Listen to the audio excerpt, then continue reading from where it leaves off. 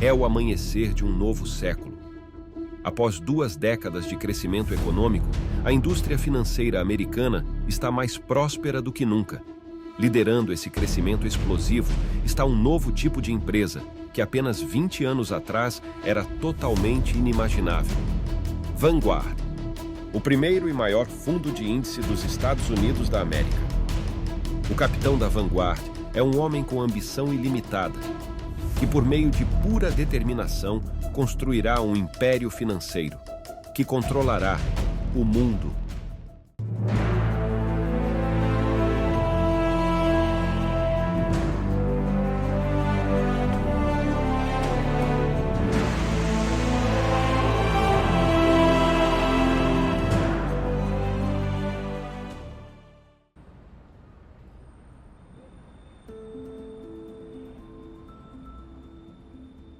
John Bogle nasceu em uma família rica. Seu pai era um piloto condecorado durante a Primeira Guerra Mundial e agora tem um emprego bem remunerado na lendária empresa American Can. Os loucos anos 20 representam uma década de prosperidade sem precedentes. Durante esse período, havia a sensação de que não se podia perder.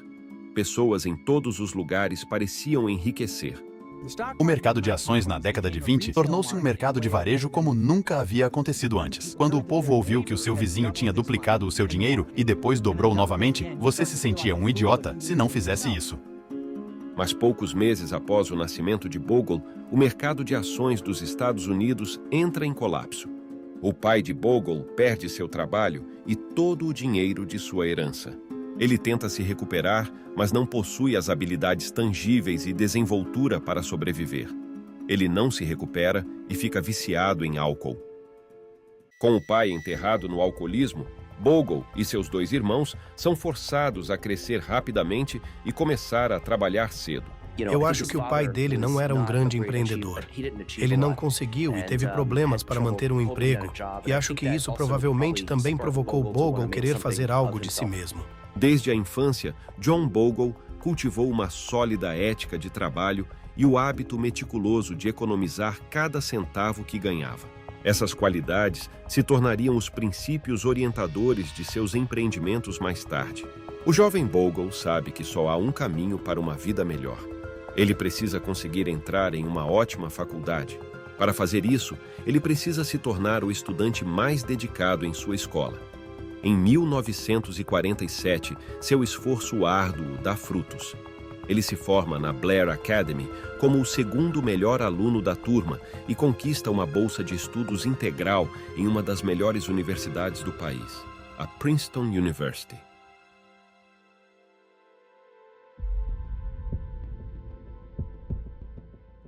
John Bogle se acostumou a usar a força bruta para progredir.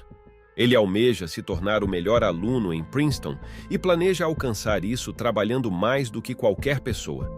No entanto, ele percebe rapidamente que Princeton não é igual à sua escola secundária.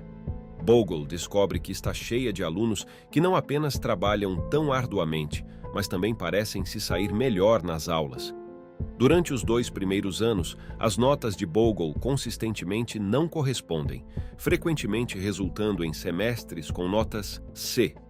Em seu 3º ano na faculdade, Bogle percebe que a única maneira de se formar em Princeton como vencedor é escrevendo uma tese excepcional. Na altura, em dezembro de 1949, quando estava pensando na tese de conclusão de curso e eu ia me formar em 1951, não dá para começar muito cedo. Como era contra, queria escrever uma tese sobre um assunto que ninguém já havia escrito antes. Bogle aposta seu sucesso acadêmico em uma tese, mas o problema é que ele não tem ideia sobre o que escrever.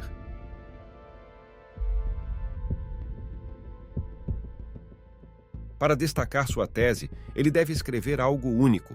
Como estudante de economia, Bogle logo se fixa em um novo tipo de investimento: o fundo mútuo. Abri a revista Fortune. A indústria era descrita como pequena, mas contenciosa, e até onde eu sabia, ninguém nunca havia escrito sobre isso antes. Pode ter havido alguns mais tarde, mas eu nunca vi. Escolhi na hora esse tema para minha tese: a Sociedade de Investimento de Fundo Mútuo de Capital Aberto. Em 1951, A indústria de fundos mútuos ainda está em sua infância, gerenciando apenas cerca de 2 bilhões em ativos. É uma parte insignificante da indústria financeira. Um fundo mútuo não é apenas uma empresa. Geralmente consiste em duas empresas, sendo uma a empresa de gestão e a outra é o próprio fundo na forma de uma parceria. Portanto, se você investe em um fundo mútuo, está legalmente se juntando a uma sociedade limitada e essa parceria contratará a empresa de gestão para administrar seu dinheiro. A empresa de gestão investirá seu dinheiro em diferentes ativos financeiros, como ações e títulos. No entanto, para a maioria dos americanos que enfrentaram dificuldades durante a Grande Depressão, ocorrida apenas uma década antes, a opção de investimento considerada mais segura ainda é a poupança em um banco. Contudo, Bogle percebe a iminência de uma revolução na indústria de fundos mútuos. Ele acredita que, a longo prazo, mais investidores americanos reconhecerão o valor de ter acesso a uma carteira diversificada, algo que a indústria de fundos mútuos oferece. A tese de Bogle está se revelando um sucesso, uma vez que suas análises e insights sobre a indústria de fundos mútuos o distinguem. Além disso, seu notável trabalho de tese também atrai a atenção de um destacado fundo mútuo.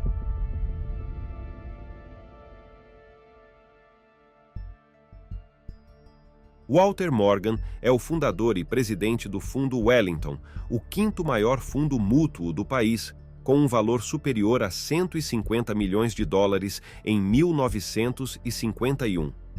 35 anos antes, Walter Morgan era um operador de ações. Após perder praticamente tudo ao apostar em ações de petróleo, Morgan ficou convencido de que era impossível ganhar dinheiro com especulação. Ele transformou sua abordagem para se tornar um investidor defensivo em ações e criou uma carteira equilibrada, também conhecida como portfólio balanceado. Fundos menos voláteis geralmente são eficazes para investidores. Assim, é claro que, em vez de apenas investir em ações, se você combinar com títulos, por exemplo, em uma mistura de 60% a 40%, torna-se menos volátil e mais fácil para os investidores lidarem, proporcionando menos drama, o que funciona bem para os investidores. Ele então fundou sua empresa para ajudar outros a fazerem o mesmo, evitando a tentação da especulação e concentrando-se no crescimento constante e na preservação de capital acima de tudo. No início da década de 1950, seu fundo Wellington torna-se um pilar na indústria de fundos mútuos. Após ler a tese de graduação de Bogle, Morgan reconhece imediatamente o talento e o potencial de John Bogle e o contrata para ser seu assistente executivo. Bem, a lição mais valiosa, eu diria, foi ensinada por Walter Morgan, meu grande mentor na Wellington. Era tudo sobre equilíbrio, equilíbrio e equilíbrio. Eles passaram por um período tumultuado nos anos 30 e até metade dos anos 40, e funcionou muito bem, a ideia equilibrada. Ele também me enfatizou que a multidão sempre estava errada. Se todo mundo queria algo, era exatamente o que você não queria. O momento de Bogle para se juntar a Wellington não poderia ser pior.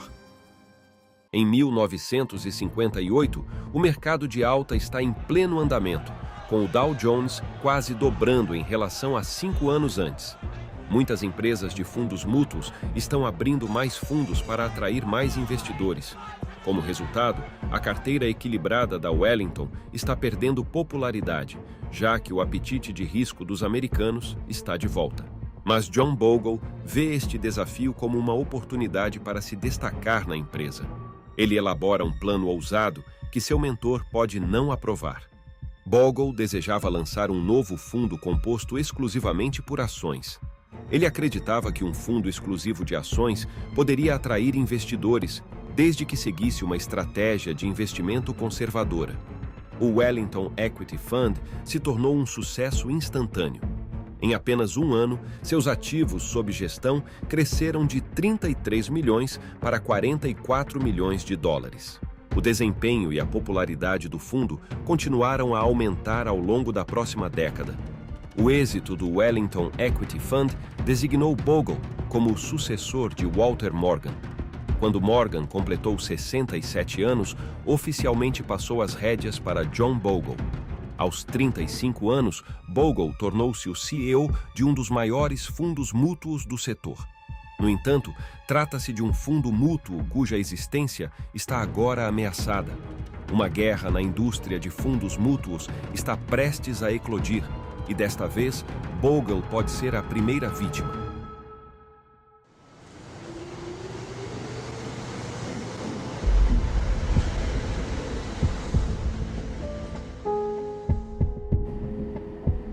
No início da década de 1960, o espírito especulativo retorna naquilo que se tornou a década Go-Go.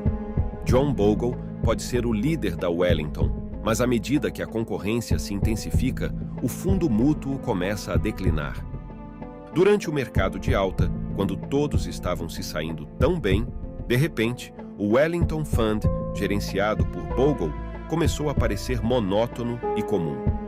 As pessoas não buscavam mais apenas crescimento constante, agora desejavam obter fortunas no mercado. Com a saída de mais investidores do Wellington, Bogle começa a sentir apreensão.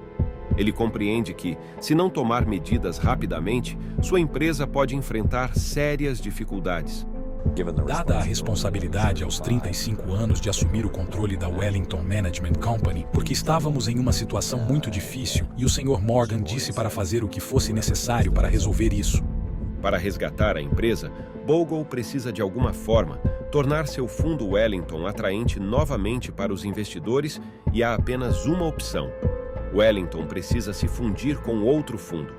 Para salvar sua empresa de se tornar obsoleta, Bogle tenta encontrar uma fusão com uma empresa mais estabelecida, como a Franklin Templeton e a Incorporated Investors.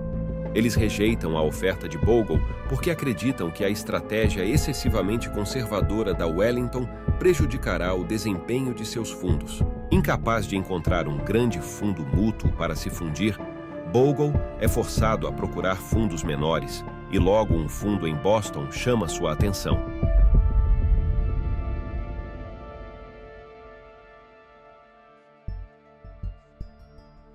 iVest é um fundo mútuo agressivo que teve o melhor desempenho do setor de 1960 a 65.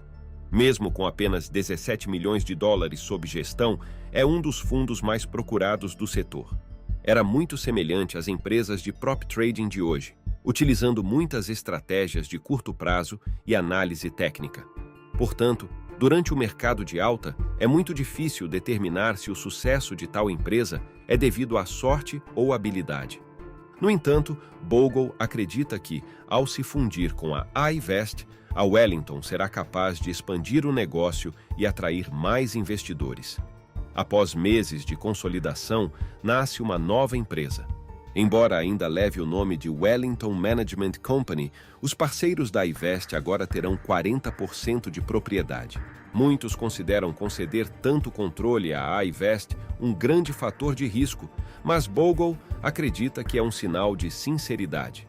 Finalmente, a Wellington renasce, pronta para enfrentar seus concorrentes e recuperar sua participação no mercado.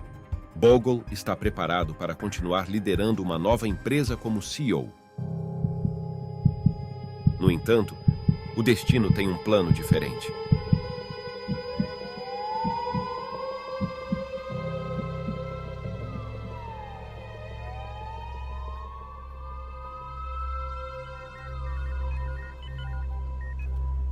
Semanas antes de o conselho da nova empresa anunciar que Bogle assumirá como CEO, ele sofre um grave ataque cardíaco. Por um tempo, Bogle viveu com uma condição cardíaca chamada arritmia cardíaca e sofreu vários ataques cardíacos leves desde os 31 anos. No entanto, nenhum deles foi tão grave quanto este.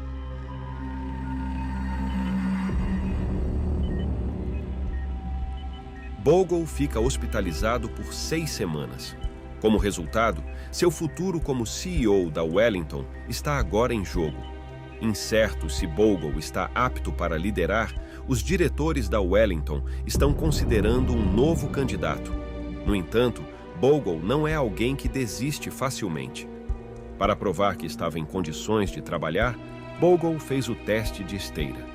Um paciente típico com problema cardíaco não duraria mais de 8 minutos. No entanto, Bogle, com sua incrível determinação, resistiu por mais de 18 minutos. Após demonstrar sua saúde, Bogle é eleito com sucesso como CEO. Pelos próximos 5 anos, a parceria entre iVest e Wellington parece ser feita no paraíso. iVest continuou ganhando popularidade, consistentemente superando seus concorrentes. Aproveitando a popularidade da iVest, Wellington abre mais fundos. Até 1973, Wellington possui 10 fundos mútuos sob gestão, avaliados em mais de 2,6 bilhões de dólares. Enquanto Bogle tem pouco apreço por seu próprio patrimônio líquido, ele aprecia o poder e a influência como o líder da Wellington, que agora é o terceiro maior fundo mútuo do setor. Mas o que ele falhou em perceber é que tudo não passou de uma ilusão. Após uma década de crescimento especulativo, a era go-go está chegando ao fim.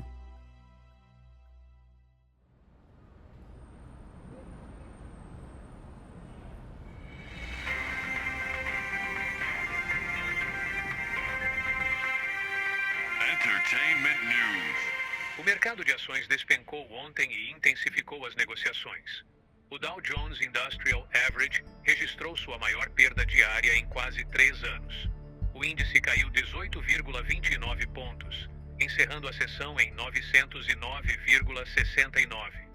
Em um período de 1 ano, os ativos da Wellington caíram de 3 bilhões para 1,3 bilhão de dólares.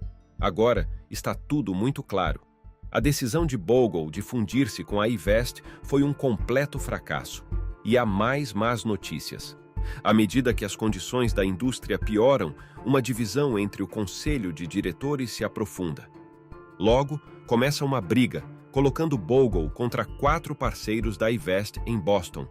Temendo que Bogle os responsabilize pelo fracasso do fundo, os 4 parceiros decidem dar o primeiro golpe, negociando secretamente e obtendo apoio do conselho de diretores e da Wellington para demitir Bogle. Na ocasião da fusão, Bogle concedeu aos 4 parceiros 40% de controle da empresa, acreditando que eram pessoas razoáveis. Bogle detinha apenas cerca de 28% do poder de voto para si mesmo. O conselho convoca Bogle para comunicar-lhe a necessidade de renunciar imediatamente. E esses caras tiveram um desentendimento sério.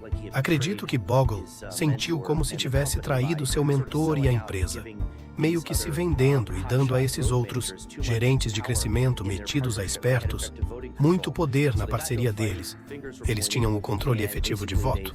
Então começou uma briga, acusações foram feitas e basicamente eles o demitiram. No entanto, para surpresa deles, Bogle recusa a renúncia e ameaça realizar uma disputa por procuração. Preocupado que Bogle possa vencer tal disputa, o conselho opta por buscar um compromisso. Em vez de permanecer como CEO da empresa de gestão, agora Bogle pode ocupar o cargo de presidente da empresa de fundos. Entretanto, essa posição é desprovida de poder.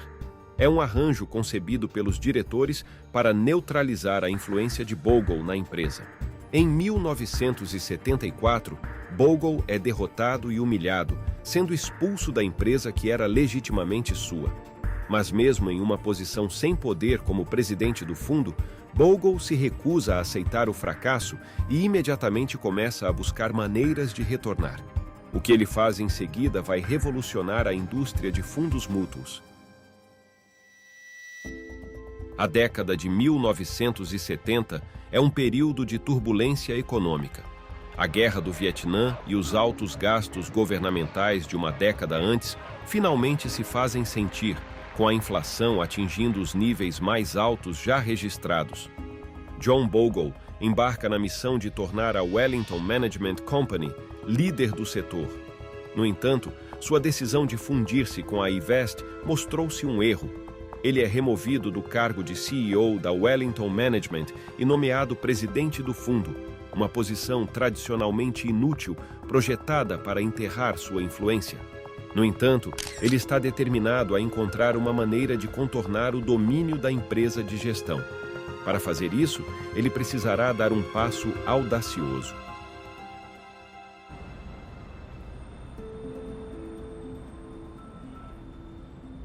Como presidente do fundo Wellington, Bogle é proibido de tomar decisões de investimento.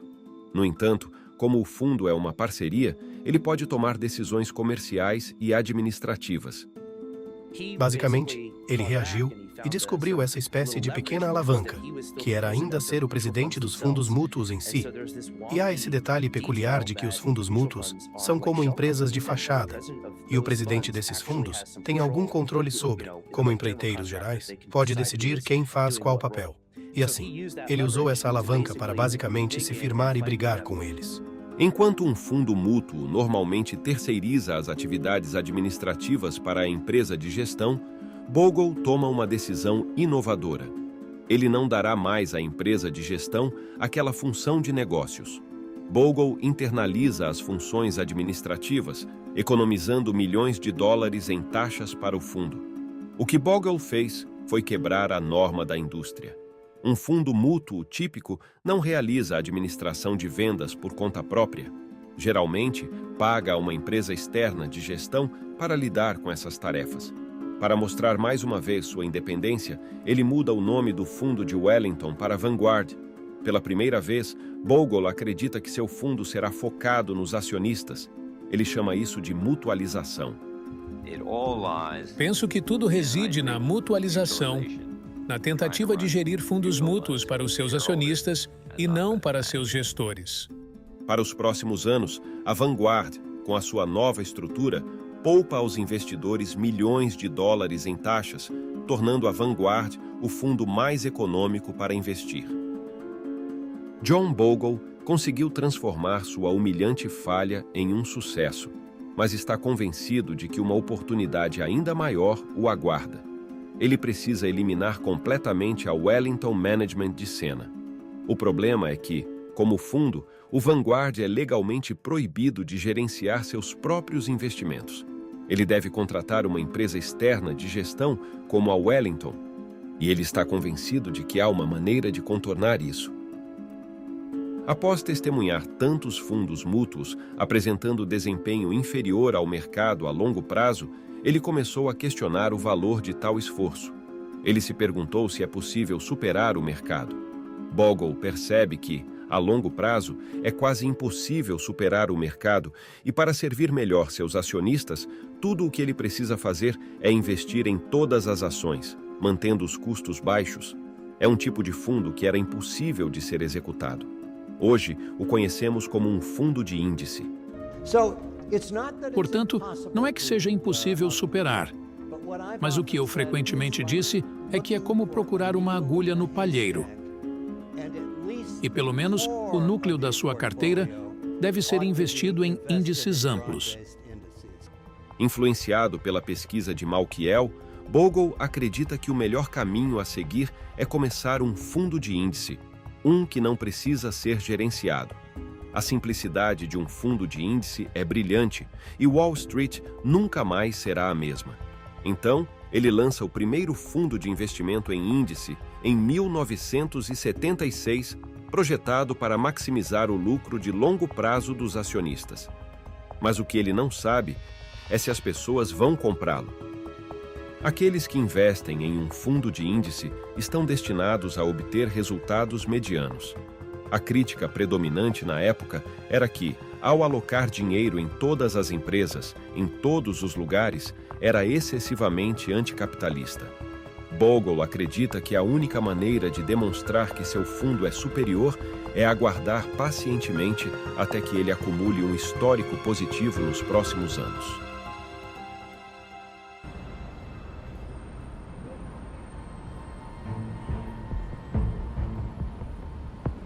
Apenas 7 anos após o lançamento do primeiro fundo de índice do mundo, os investidores americanos finalmente começaram a reconhecer o desempenho e a confiabilidade de um fundo de índice. E o primeiro fundo de investimento em índice da Vanguard decola, acumulando 100 milhões de dólares em ativos até 1982. I remember in 1993, after looking at the underperformance of all these fund managers, finally kind of coming over to Bogle's attitude about the whole thing. Of course, it wasn't just that you could get into them and buy into the S&P 500, it was cheaper. Remember, you were paying 2%, 2.5% per year for active management at the time. Most of them were not outperforming. Suddenly, you could buy in for a fraction of that into the S&P 500. It was a simple insight, yet really revolutionary. Em 1988, John Bogle conquistou o inimaginável ao criar o primeiro fundo de índice do mundo, avaliado em mais de $1 bilhão. Seu grupo Vanguard, com sua variedade de fundos de baixo custo, ocupa a posição de segunda maior empresa de fundos mútuos do setor. No entanto, para Bogle, isso não é o suficiente. Ele quer ser o número 1. Ocupando o primeiro lugar na indústria de fundos mútuos está a Fidelity, liderada por um homem agressivo e esquivo, Ned Johnson. E ele não está disposto que a Vanguard leve vantagem nisso.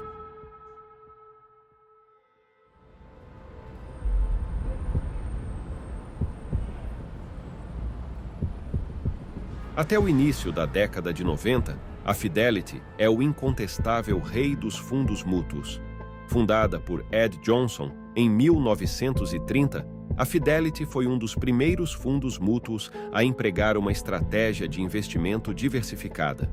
Além disso, Ed Johnson foi um pioneiro na contratação de vendedores para vender fundos mútuos como se fosse um produto na prateleira. Nos anos 80, é o maior fundo mútuo do setor, com fundos suficientes cobrindo todos os setores e classes de ativos. Mas entre todos os fundos, o único capaz de superar o mercado é o Magellan Fund. E tudo isso se deve a um homem, Peter Lynch. De 1974 a 1990, sob sua gestão, o Magellan Fund alcança um retorno anual impressionante de 29% por mais de uma década. O desempenho lendário fez da Fidelity a empresa de investimentos mais popular do setor. Com seu crescente controle sobre a indústria, quem pode desafiar a Fidelity? Apenas um homem se atreveria.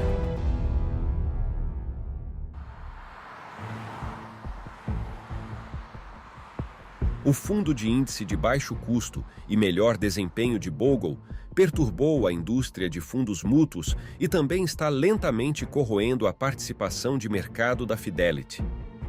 A Fidelity acredita que a única maneira de vencer a Vanguard é oferecer um desempenho superior aos fundos de índice. Para superar a Vanguard, a Fidelity começa a expandir para mais áreas, incluindo o lançamento de um fundo de títulos internacionais.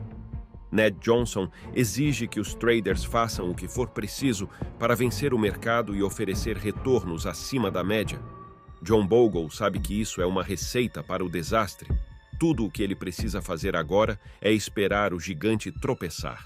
Ele percebeu que, ao longo do tempo, a maioria dos fundos de gestão ativa terá desempenho inferior. Ele chamou isso de reverter a média. E em pouco tempo, a previsão de Bogle se torna realidade. As consequências do aumento das taxas de juros nos Estados Unidos afetaram o México, prejudicando muitos fundos de títulos de mercados emergentes. A Fidelity foi mais impactada do que a maioria. Após fazer uma aposta em dívida mexicana, o recém-criado Fundo de Títulos Estrangeiros da Fidelity sofre uma severa perda nas negociações. À medida que a Fidelity desmorona, seu fracasso demonstra a validade e segurança dos fundos de índice da Vanguard.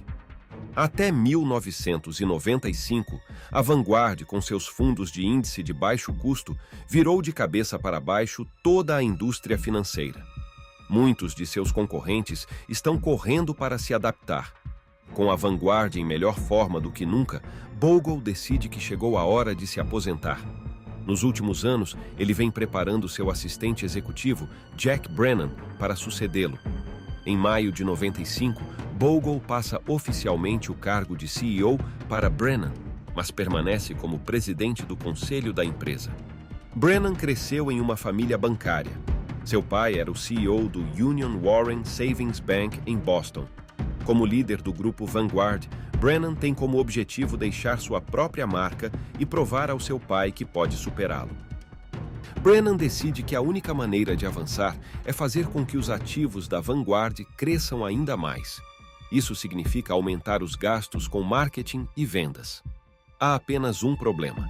Bogle pode nunca concordar com isso. Esta indústria se tornou totalmente focada em marketing. Tornou-se um negócio oportunista. Tornou-se um negócio que cria expectativas sobre o desempenho passado, que nunca poderiam ser duplicadas no futuro. Na visão de Brennan, para seguir com seu plano sem repercussões, há apenas uma solução. Bogle deve renunciar ao cargo de presidente. John Bogle ajudou a colocar Brennan no cargo de CEO, mas agora seu pupilo virou as costas para ele.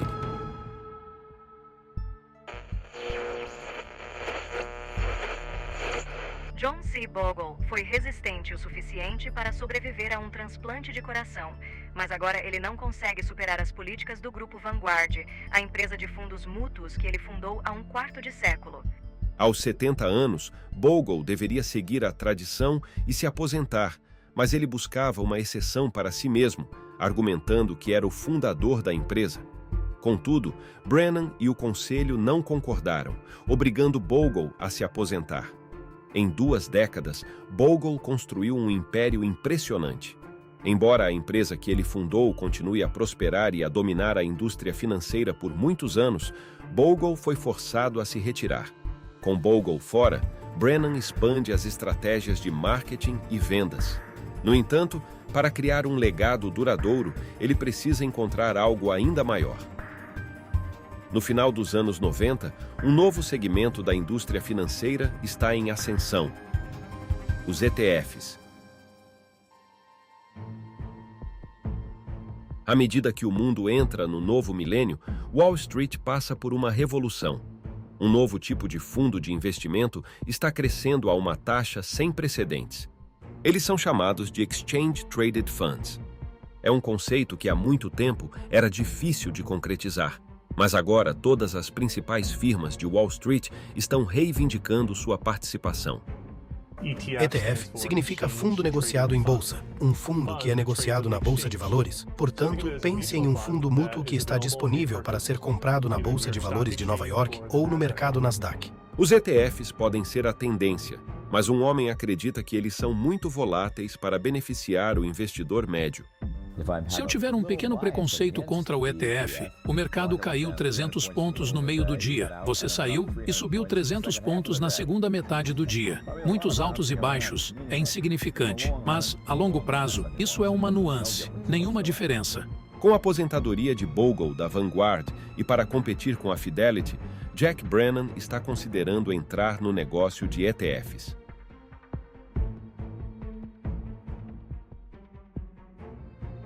Vanguard went very big into ETFs. It turned out to be a fantastic move. Vanguard itself quickly surpassed Fidelity, its big rival, because Fidelity was slower getting into the ETF business. And as a result of Vanguard's decision to sort of go against Jack's wishes, Vanguard is now a giant. Em 2019, a Vanguard possui quase 5 trilhões de dólares em ativos totais. Muitos criticam que, por ser um dos maiores ETFs, a Vanguard prejudica sua marca por ser um fundo orientado a longo prazo, ao contribuir para as especulações de curto prazo do mercado. Embora Bogle tenha fundado a Vanguard, ele permanece crítico em relação à Vanguard durante a fase posterior de sua vida. É difícil. Deixa eu ser honesto sobre isso. A empresa não está particularmente encantada com minha franqueza e franqueza em meus livros. E quando alguém diz, bem, eu entendo que você discorda da Vanguard nesse ponto. Eu digo, absolutamente não. Eu nunca discordaria da Vanguard. A Vanguard que discorda de mim, e é o direito deles. Numa manhã de inverno em 2019, o mundo lamenta a perda de uma lenda. John C. Bogle morre, vencido por um câncer de esôfago. We have some more breaking news, this time sad news. An icon of the financial industry, John Bogle, the founder of Vanguard Group, dead at the age of 89. John Bogle viveu com honra e integridade. Ele defendeu seus ideais até o último dia. De uma criança pobre lutando para sobreviver durante a Grande Depressão, John Bogle não tropeçou no sucesso. Ele lutou por ele. Como resultado, milhões de investidores americanos estão em melhor situação. Jack Bogle has probably done more for the American investor than any man in the country. Jack, there he is.